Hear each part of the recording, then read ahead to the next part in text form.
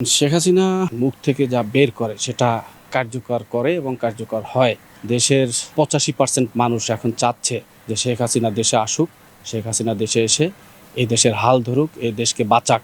সেক্ষেত্রে শেখ হাসিনা যেহেতু বলছে অবশ্যই আসবে এবং সেটা এখনও 4 মাস, সে 4 মাসের সময় নিয়েই কিন্তু সে আলটিমেটাম দিছে। সে 4 মাসের মধ্যে ইনশাল্লাহ বাংলাদেশের যে আওয়ামী লীগের যে সংগঠনের যে নেতাকর্মীরা আছে তারা সুসংগঠিত হবে, দেশের সাধারণ মানুষও মনে করেন যে তৈরি হবে, ইনশাল্লাহ আসবে। এই মামলাগুলো মামলা না, এগুলো সব মিথ্যা মামলা। একটা মামলারও সে কোনো এভিডেন্স নাই। এগুলো প্রত্যেকটা মামলাই মিথ্যা মামলা এবং সে মামলার অবশ্যই সে আইনানুগভাবে এটার ব্যবস্থা নেবে। আমার নেত্রী যদি আত্মসমর্পণ করতে পারে, আমার আত্মসমর্পণ করতে কোনো দ্বিমত নাই।